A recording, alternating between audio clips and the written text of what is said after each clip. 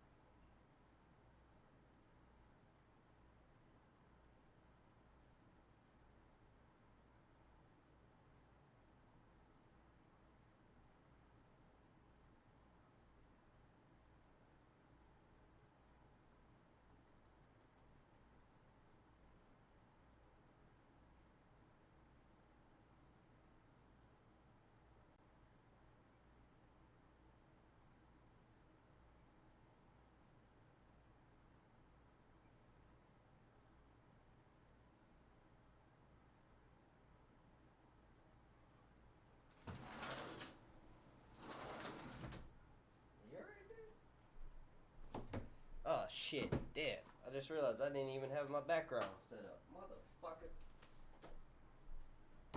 Shit. Is that the one thing I forgot?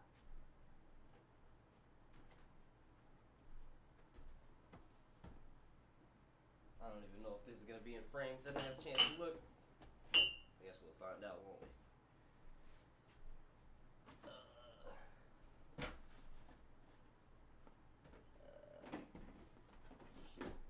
Shit. Alright, I guess we about to see live. Whoa.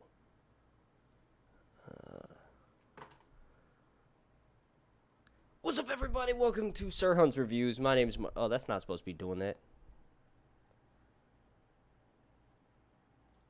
Okay. And that's not supposed to be happening either. What the fuck is going on? In this live stream, we're going to be discussing House Targaryen. I'm going to start with the destruction of Valyria. I'm going to propose my ideas of what happened. Then we're going to talk a little bit about what a dragon rider is, what a dragon lord is, and then I guess we'll just take it from there. I did have most of my notes done, but this was supposed to take place in 2 days from now, so because of that, it's not going to be, you know.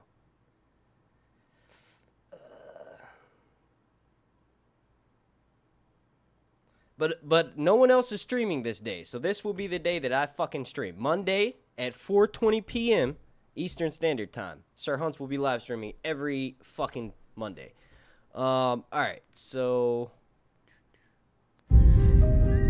let's see. To start off with, we have the formation and the subsequent doom of Valyria. Anyone who's texting my phone right now and knows I'm live streaming is a fucking douche. Please don't text me. Will you die? There's your shot. So yeah, basically we have Valyria. I'll say Roman Empire.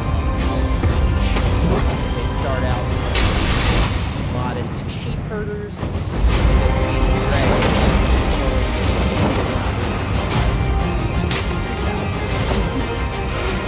it only There is only one war that matters. House Targaryen, And it is here. westernmost Valyria, known as Dragonstone, about 12 years before the Doom, and this was mainly because a relative of Aegon the Conqueror, Dany's the Dreamer, had basically been given dragon dreams. Speaking of which, I've actually made a video. It's not linked down below in the description, but you can go check it out. Wow. All right, yeah. All right, so what? Fucking A. I guess that's been on for a while. So I guess y'all didn't hear none of that. All right, so starting out, we have the Doom of Valyria. Valyria being like a Roman version in Essos, basically like a Roman Empire. They start out as like lowly sheep herders and shepherds, and they basically discover dragons in something called the 14 Flames, which is this ring of volcanoes that's like an extremely active area. And if there is going to be a place in the known world of A Song of Ice and Fire, this would be where the dragons started. So basically, these sheep herders somehow control these dragons, and I'm going to theorize on that here in a few minutes, but they harness the power of dragons to build an empire. That empire, of course, is known as the Empire of Valyria. After about 3,000 or 4,000 years, we don't really know what causes the Doom, but the fact that it's a highly active area makes a lot of people think that basically the Valyrians were doing something with fire magic. It manipulated one of the active volcanoes, and then that volcano went off, and then it set off a chain of volcanoes, and basically the entire area was just wiped the fuck out within a few hours. George actually notes that it wasn't like a long period of time. It was literally within a few hours, all of Valyria is gone. And you got to realize that this empire's been around for 3,000 or 4,000 years, so it's kind of crazy that you have this giant empire that just ceased to exist. And just for like some inspiration that I seen George talk about in an interview, obviously we have Pompeii. But also we have a more recent eruption that happened in New Zealand. I think it was in the 80s, maybe the early 80s, late 70s. And that was really kind of what George was pulling from a lot of the time. One of the big, I think, inspirations, obviously, is Pompeii. I'm not really well-versed in that, but I know that was like an ancient city that was basically wiped out, and a lot of it was surrounded in ash. One of the big things that did happen after Valyria was wiped out, because it was like, this massive power in Essos and really all over the world, was a giant power vacuum. And actually what followed was known as the Century of Blood, or in George's earlier notes, it was referred to as the Bleeding Years. Basically, there were a bunch of Dragon Lords, not a bunch, a few that were outside of Valyria when this happened. Most of them didn't really survive too long after that, but one of the major ones, who actually declared himself the first and only Emperor of Valyria, was known as Arion. Basically, he gathered, I guess, 30,000, I think it was 30,000 troops, and marched into what was left of Valyria, the ruins of it, and they were never seen again. He had a dragon. He was a dragon rider. He was not from House Targaryen. He was just known as Arion, and he vanished. 30,000 men and a dragon, and we don't really know what happened to him, although I'm sure we may get some info eventually. There's a lot more story to be told. And speaking of people going to Valyria after this happened and never returning, we don't really have too many cases of people doing that. We obviously have Euron, who claims to have been to Valyria and back. He does have some proof. We also have my favorite, Arya Targaryen, and Balerion the Black Dread, who went, and this was like after Aegon had conquered the Seven Kingdoms. I think it was like 50 or 60, maybe up to 100 years after that. But Arya hopped on Balerion the Black Dread, flew to Valyria, and when they returned, she was, of course, possessed by fireworms, and I'm going to go into more detail on that in a second. But mainly, Balerion had like a 9-foot gash along his back, which was insane because Balerion was the biggest dragon at the time, and whatever kind of creature could do that to him had to be some serious badassness. And as far as we knew, dragons are one of the most vicious creatures. There's a bunch of undiscovered shit over in Essos, like you got Skagos, you got Yin, you got all these mysterious empires that are older than Valyria that have all these mysterious tales that are told about them. You have these people called this is not really on subject, but you have these people called the Brindled Men, which are basically cavemen. They are like Neanderthals. They have like brindled patch skin, and they have like crazy chiseled jaws. They look like they chew rocks, basically, from their description, and they are known to inhabit a certain area over in Essos where no one really goes. So I think the main point that I'm trying to get at is something happened in Valyria. The people that have been over there and came back are very few and far between. We did get to see Valyria on the television show, but they didn't really spend too much time on it. And one of the, I guess, more interesting parts is that we got to see the Stonemen, which they have grayscale. So what ends up happening is, like, after Westeros is established, they get hit by a plague of grayscale. Still exists today. We saw Shireen Baratheon with it on the show, but they end up sending their refugees to Valyria.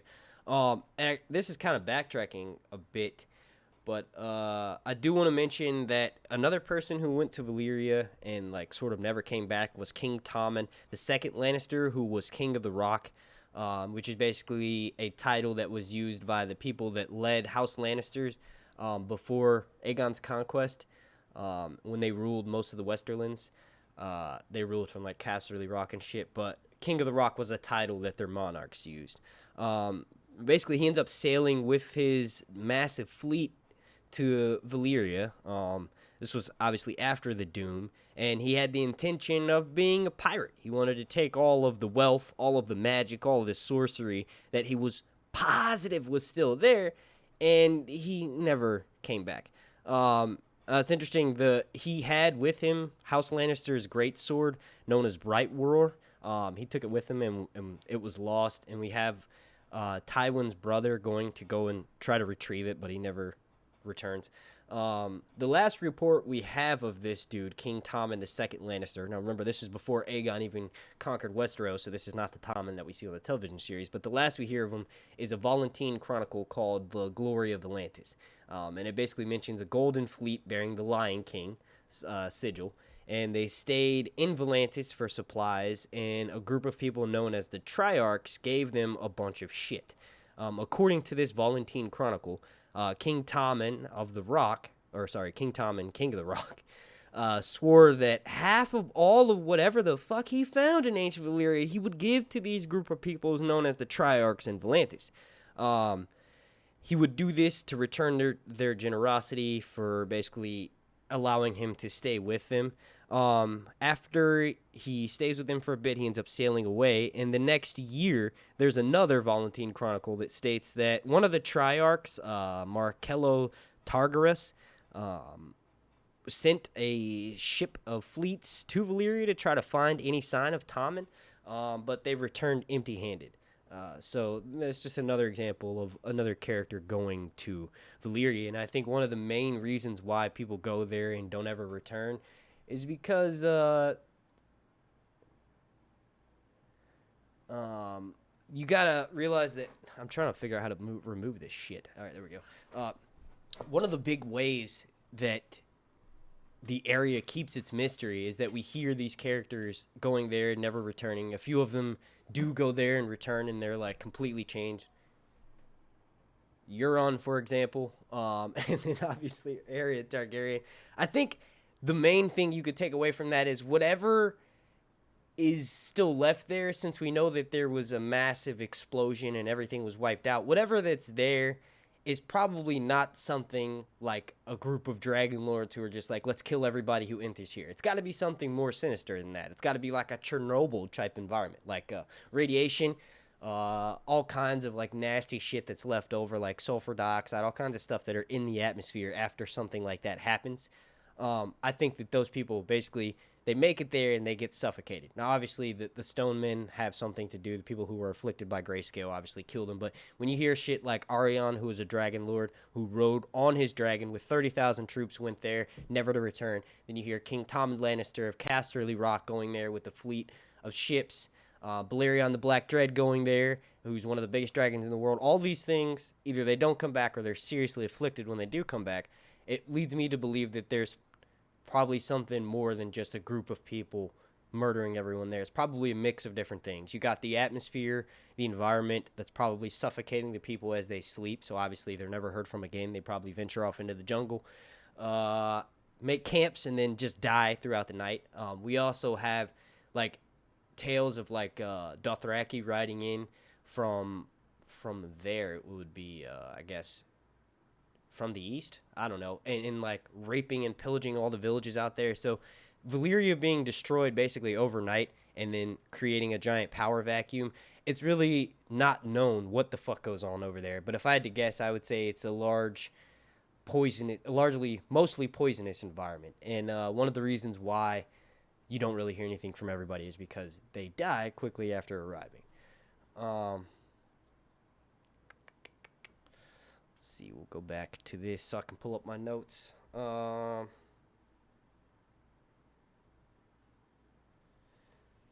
Now, going back a little bit, how I mentioned House Targaryen left 12 years before the Doom. They are the only known family of dragon lords who survived. Keyword there is family. There are a few others, but aside from Orien, you don't really hear too much about them. The Targaryens themselves resided for more than a century at Dragonstone, until Aegon the Conqueror and his sister wives Visenya and Rhaenys began the Wars of Conquest in 2 BC. During this time period, known as Aegon's Conquest, House Targaryen built the Aegon Fort, which would turn into King's Landing. They also built the actual Iron Throne itself. King Aegon had melted all of his enemies' blades down into this massive seat that is a lot bigger than what it is on the TV show. And then we also have the Targaryens building things like Summerhall, the Red Keep itself, lots of massive things that happen. But one of the big things that should be noted about House Targaryen is that they're not like a super powerful house in Essos before the Doom of Valyria. They were actually a pretty lowly house. Now, lowly in the sense that they're still dragon lords. And that's kind of what I want to talk about now. I think the big thing that I should spend, I guess, the last chunk of this stream talking about is what the fuck happens when a group of sheep herders find dragon eggs. So I think it's obviously happens a really, really long time ago. Like, we're talking thousands of years ago. So any reports or rumors or any sort of information we're given in the actual story is kind of just conjecture. It's hearsay. We don't know if it's the actual truth because it's been so long since it's happened. And that's where the fun part comes in. So you sort of get to theorize about that. I think the Valyrians may have started receiving dragon dreams. Maybe they had a certain inclination towards it to begin with. George has described Valyrians as being like having like otherworldly beauty, and their like features like stand above everybody else's. They're meant to look like elves. So I think there may be a little bit of like sorcery to like raw magic to the first generations of Valyrians.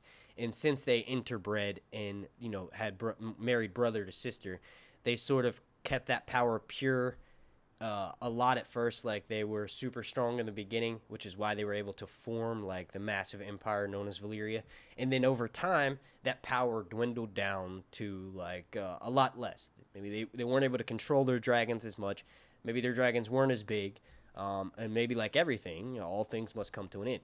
So I think how the Valyrians initially got their power is they're like maybe a bit of like just a magically inclined race, like the First Men, like the Children of the Forest, that mated with the First Men, rather. There are different types of elemental magic, and I've like just recently did a video on that. I'll link that down below in the description after this, but it's literally my most recent video.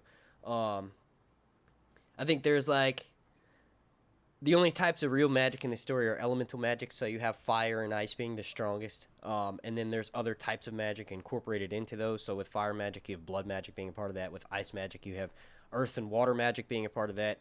But I think the two most powerful are ice and fire.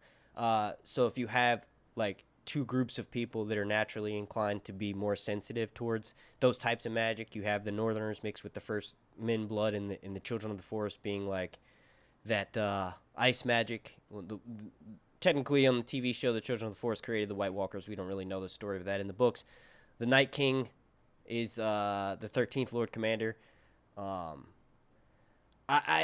course, you could probably find some example of some other White Walker existing before him in Westeros, but I think he's like mostly given like, okay, well, he's probably responsible for the White Walkers that still exist now in the main storyline. But you have House Stark, the Old Gods, Children of the Forest being ice, and then obviously House Targaryen and Valyrians being fire. So if that's the case, maybe the Valyrians just have a natural inclination towards fire magic, which made them more sensitive towards like discovering these fireless dragons known as like wyverns.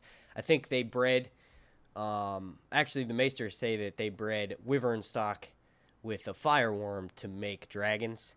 Because wyverns are basically dragons. They're just a lot smaller, but they don't possess one key ability, and that's fire breathing. So fireworms are known to be massive creatures that dig these tunnels and rocks and breathe flame and can like melt stone and shit like that. So a lot of people think, well, the Maesters say that those two creatures were bred together to make dragons. If that's the case, then I think in order to control the dragons, it was a similar process. We saw that happening with Arya Targaryen. Arya was infested with these things known as fireworms, and they like had faces that were like popping out of her body, and that were mutilating her insides and burning her from the inside out, and her flesh was just like peeling off of her body. It was crazy. So maybe these first Valyrians, in order to create the first dragon riders, the first dragon lords, inserted fireworms into Valyrian women, then impregnated them. They had the baby. That offspring was able to control fire, therefore control dragons, something like that. Maybe it's less sinister, and a fireworm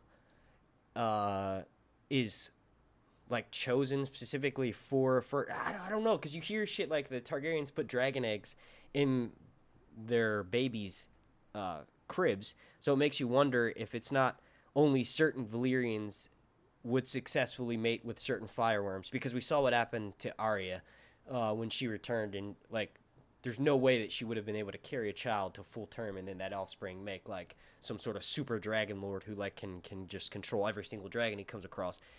I think it's different. I think they have to be like of a specific maybe lineage to do that. Maybe the after they did that for a few generations, they were just able to like breed with each other and sort of purify that bloodline. I'm not really sure. I think one of the biggest things that, like I said, makes me think that just Valyrians have some sort of just inclination to fire magic is the fact that their looks are described as being like typical elven features, and elvens are known to be like the most magical of creatures in fantasy. I think Tolkien's version of the elf was like one of the first ones that was like considered beautiful and like was I guess human-like but also angelic. Because before that, elves and fairies were kind of like intermixed. I think Tolkien's version of the elves were like the first kind that were like that, and I think George obviously being inspired A Song of Ice and Fire, Lord of the Rings, the Iron Throne, the ring. Like, there's a bunch of just symbolism altogether. George R.R. Martin, J.R.R. Tolkien. If you want to do that aspect, I think the Valyrians are supposed to be like the elves, and they're just the most magically inclined. Like, when the elves are given the rings, they're one of the few races that can control them without having them manipulated too much.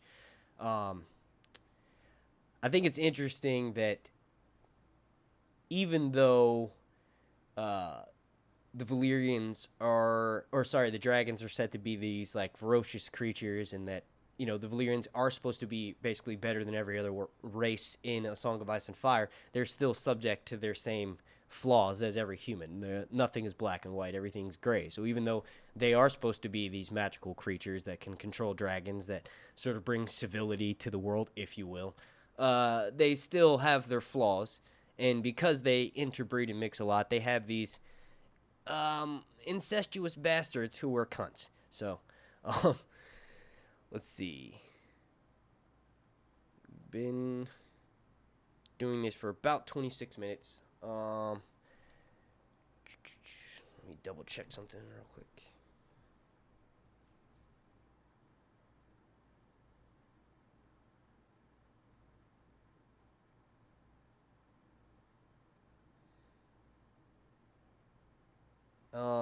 I guess we'll just, before I hop in the chat, I'm going to just go over the last little bit of my notes, and this is more about the Dragon Lords, and I guess Valyria before the destruction. So the leadership of the Valyrian Freehold was mostly contested by 2 noble families. They mostly gathered in Valyria, and although it is unknown if all of the noble houses of Valyria controlled dragons, but some of them did. They're known to be strong in sorcery. The Dragon Lords of old are said to have used binding spells and horns to control their dragons, not just whips. And we all know that Euron has a horn called Dragonbinder that he just gave to his brother, who once... Supposedly, the rumors are when you blow the fucking thing, you turn into stone. So there's some treachery afoot there. But they are described as using dragon flame to reshape massive amounts of stone into these crazy, fancy shapes, a lot of which you see on Dragonstone. The shapes that they make are enabled to, like, sort of recreate with, like, regular tools. And a lot of the stone they do it with are just too hot to melt to shape that way unless you have dragon flame. A lot of the maesters and scholars say that some of the more powerful dragon lords considered themselves to be gods themselves, or actually above gods because they are living incarnate. A lot of the dragon lords had that typical pale skin, silver gold hair, and eyes of purple, lilac, and pale blue. A lot of people describe the dragon lord's beauty as being striking, and a lot of them say it was inhuman. They're relating back to what I was saying about them being described as having elven beauty. In order to keep their magical abilities pure, it was pretty custom for dragon lords to marry brother to sisters. And what's interesting is they did not use heraldic banners. I guess they didn't need them because, well, you have a fucking dragon. It's also noted that Dragonstone is believed to be the westernmost outpost of Valyria. Some maesters believe that the base of the High Tower was created by Dragon Lords thousands of years ago. Most of these notes are actually taken from Westerogue.org, a wiki of Ice and Fire. The base of the High Tower was created by Dragon Lords thousands of years ago. So if this is the case, then obviously Valyrians had been in Westeros before Aegon's conqueration. And that's sort of like a dead giveaway because we have this shit known as like oily stone, which is all over Westeros, and there's several thrones that are made out of it. Several places all over Westeros that have this shit, and really the only way to manipulate it, especially with how old it is with dragon flame. There's no really records of that exist anymore, so few and far between. So we sort of are just left to wonder even more about, like, I guess more so if, like, it's pretty commonly known that the Targaryens mated with a lot of the higher ups in a lot of the higher houses in Westeros, But with the Valyrians having been there thousands of years before Aegon even conquering them, it makes you wonder if some of the First Men and the Andals and all of them don't have Targaryen blood already.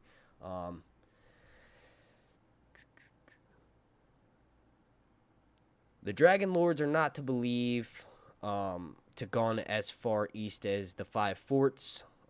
And some Dragon Lords are known to keep monkeys, apes, panther cubs, and parrots from the Summer Isles as pets.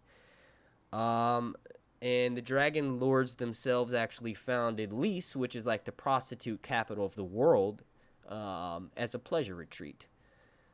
And it is noted, and I've mentioned this before, that all of the Dragon Lords died in the Doom of Valyria. Some in Lys and Tyros survived the actual Doom of Valyria, but they died shortly thereafter. And I mentioned this before, the Dragon Lord Aryan led an army from Kohar to the ruins of Valyria, but he was never really seen again.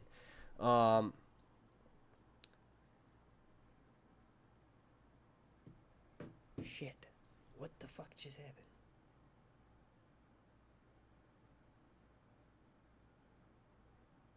Okay. Alright, I'm about to hop in the chat, but before I do that, I want to mention my theory, or just to reiterate it, on dragons being created from fireworms. Basically, they possess a Valyrian host, and then that Valyrian host is mated with. I believe the offspring of that Valyrian host, who was possessed by a fireworm, would theoretically be able to control fire dragons, and fire magic, and dragons. And since dragons are fire incarnate, the offspring of that person that was mated with, that was possessed by fireworms, would be, I guess, the first dragon rider. Technically, George has claimed before that the original Valyrians, in his one of his first drafts of the stories, could firebend, basically pyrokinesis. So having the ability to control fire sort of relates to the ability to control dragons, which are fire incarnate. So I think that maybe holds some ground. Let me know down in the comment section. Conqueration, yes, that is a word. All right, so just hopping in the chat to take a few questions. This wasn't going to be a very long stream. Boss Mode says, is there a release date for the House of the Dragon? As of right now, they said 2022. But I'm pretty sure we're going to start hearing a lot of news is going to start getting confirmed, rather, in like another month or two. By the end of this year, you're going to start seeing some shit come out.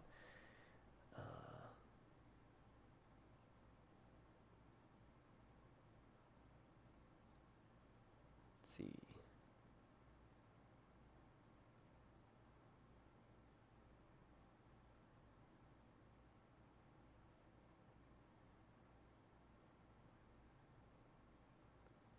The Faceless Men gave the first gift of death to the... This is from Maud Mary. The Faceless Men gave the first gift of death to the slaves of the volcanoes, causing the explosion. Is that right? So, basically, the freed slaves who left Valyria and founded Braavos, this person believes that those slaves who became the Faceless Men are the ones who caused the Doom of Valyria. Now, I kind of mentioned this. I don't think it was just one particular thing. I do think that the Faceless Men could have been involved with maybe the downfall of the dragons in Westeros, but I don't know if... I guess it is possible because Braavos, is part of the East. So it could be possible. I think it was a number of things. I don't think it was just one thing in particular. I think it was mostly because that area was extremely volatile, so it was bound to happen sooner or later.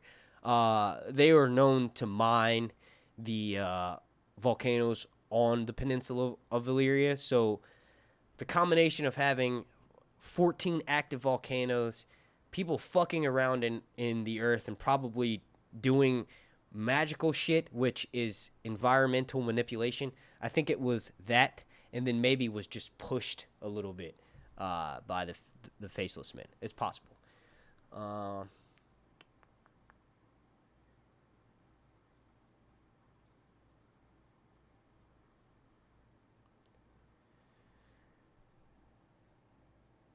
There was one that I just saw while I was responding to that one, but I can't fucking find it now.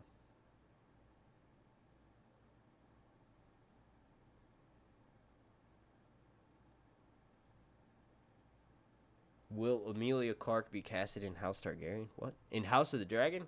I don't... no, I don't think so.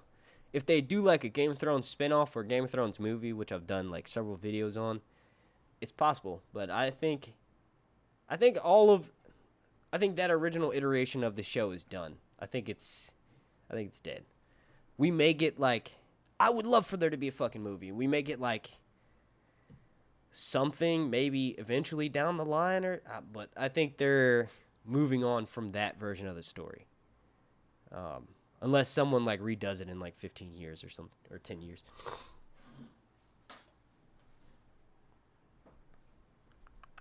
This person, Mr. Hogshark, says Valyrian blades important this time around. Important this time to what? Are you referring to the books? I mean, clearly on the TV show, Valyrian blades meant nothing. Everybody had one, and they weren't even like that big of a deal to use them. It's not that important.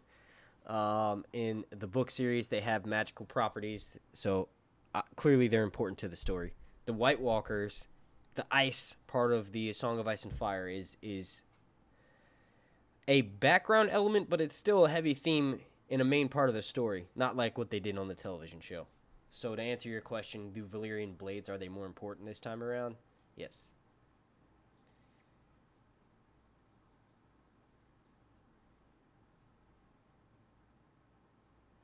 Maud Mary said, we applaud the fire people, Targs, for coming to Westeros to rule, but we shun the ice others for coming to town. Probably because they kill everybody.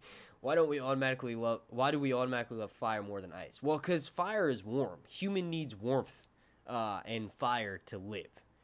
You don't necessarily need to be cold to live. I think everything associated with cold in this story, aside from House Stark, even the North, is just shitty. Everybody's miserable. Anytime we go to watch a storyline up in the North on the television series, it's always got like a gray backdrop. Everybody's fucking complaining and they're just fucking miserable all the time. And then you go down south where it's a little bit warmer and there is still manipulating and plotting, but it just seems like a bit of a friendlier environment. I think ice is meant to preserve what's already there, but fire is more exciting because it can cause change. And everybody knows that change can be for the better. Especially when whatever ice was preserving needs to be wiped the fuck out, and what it's preserving isn't really all that special. I guess that was a half-ass answer. Q&A, do you think Arya will go to the waste of Westeros?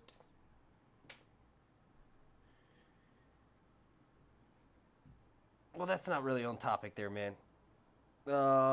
But basically, do I think Arya will go west of Westeros to Brandon the Shipwright land and marry his grandchildren? Yeah, I don't think there's anything west of Westeros except for the Lonely Light. I think it just circles back around. So she'd end up somewhere in, like, Essos. There was actually something from my Patreon that I wanted to address, and then I'm going to get the fuck out of here.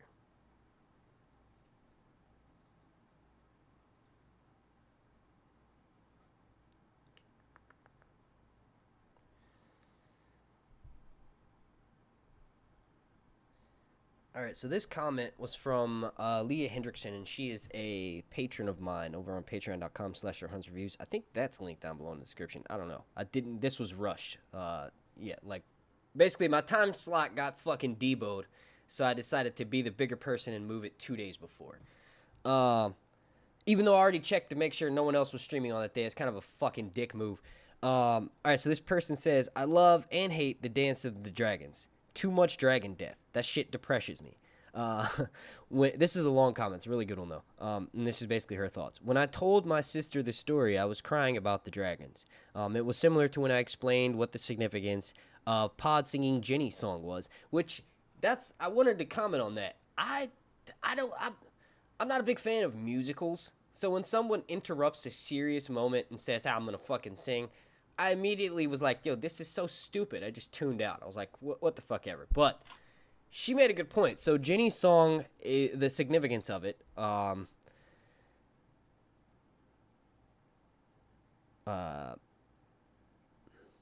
sorry, she doesn't explain that till later on. Okay, so she goes on to state that when we watched the episode and he started singing, my sister and our friend, who was our GOT buddy, were all enraptured by how beautiful it was, and my sister turned to look at me, and I was sobbing, like full-on ugly cry, but silently so I wouldn't disturb them. She was like, what the fuck? And all I could say was, you don't know what that means. It's a Targaryen song. You know how if you start to hear the Rains of Castamere, you know that Lannister shit is about to go down? It's kind of like that, but it's a connection to the Prince of Dragonflies, who gave up his claim to the throne for love, and is why Aerys the Mad King became king and set into motion the beginning of the events that led to Robert's rebellion, and the Summerhall tragedy and Rhaegar's birth. And it was rumored to be the song that Rhaegar sang to Lyanna that helped cause Lyanna to fall in love with him. Okay, so when you add all that stuff onto Ginny's song, then yes, it is special. But Pod singing it on the eve before battle, shut the fuck up, man. I don't know. It just felt out of place. So I agree with what your sister was saying, but yes, your significance does make it a lot more.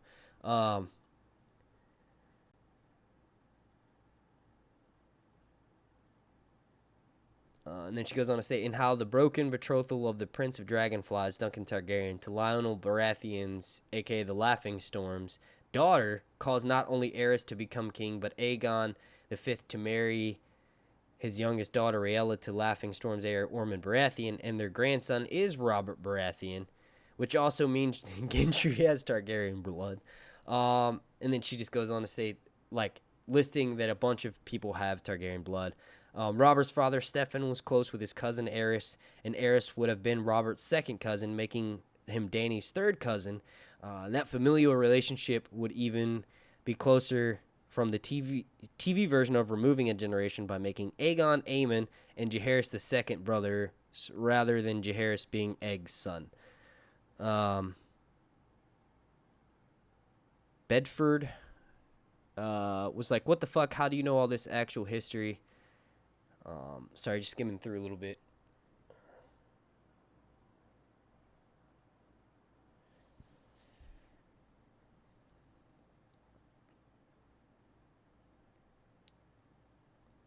And I'm actually not going to read that last part because I forgot that I wanted to make a video on that. That was them leading up to the point of what they were saying, which was making a video. Okay, I will be doing a video on that shortly. All right, so let's see.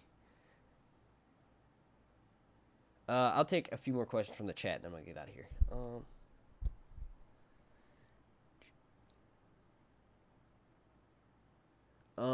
Boss Mode says, question, many of the book readers believe Dany ain't the child of Rhaella and Aerys. What are your thoughts? I mean, who would be her father? Rhaegar?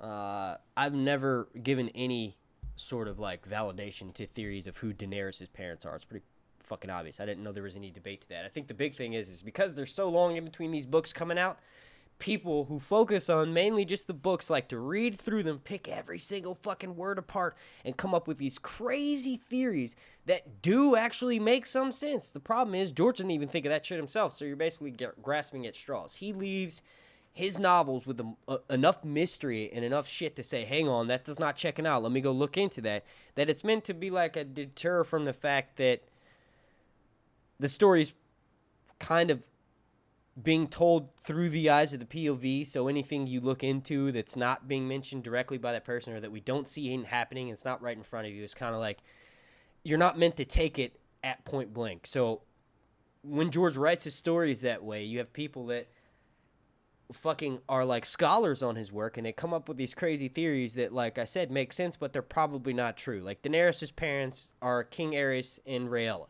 Like those are her parents. You could argue there's debate around Jon's parents, but then again, not really, because he said the whole reason why he gave Dan and Dave the show was because they guessed who Jon's parents were right. They didn't keep that fucking like theory still going by saying, oh no, it's Rhaegar and Lyanna, but there's still a chance because this is the TV show that it would be something different. No, it's Rhaegar and Lyanna. Jon is supposed to be ice and fire. I think the fact that George hasn't finished the story, there's a possibility that he could change the lineage of Jon Snow, but the foreshadowing is there. Ned's promise, like all of this shit, the Tower of Joy, Rhaegar and the Targaryens not known to being people who kidnap motherfuckers and rape them. They don't do that. They bed them. They like romance women. So Targaryens being known to do that, they don't have to do that because they're said to look like heavenly creatures. And also when you realize that Rhaegar was considered a poet and like a lover, not a fighter, even though he was a skilled warrior. When you take all those things into consideration, it just makes sense that Rhaegar and Lyanna ran off to fall in love. Robert was a fucking idiot, and obviously Lyanna wanted nothing to do with him. And time warps everything, and history's written by the victors. So Robert warped everyone into thinking that Rhaegar kidnapped and raped Lyanna, and then you have this whole started. There's no debate. I'm sorry, I know there's people that say that, and that's fine. You can, whatever. We'll find out. But in my opinion, no. Stop reading into it so fucking much. A lot of those crazy, outlandish theories that make sense are just that, crazy, outlandish theories. I want to, you know what? I want to do a video series where I'm just like talking about some of the craziest theories, and then I'll go through and break them down. But as of right now, I'm going to get the fuck out of here. I want to thank you all so much for watching. I will be doing this every Monday at 4:20 Standard Eastern Time. So if anybody else does a stream during that time, let me know, and I will adjust accordingly. But I'm pretty sure no one else in the Song of Ice and Fire community is streaming right now. I don't know. Thank you all so much for watching. My name's Mark. Please slap a like on this video. Make sure you're subscribed, and I'll see you down below in the comment section if you were watching this after the fact and it is no longer live. My name's Mark, and this has been Sir Hunt's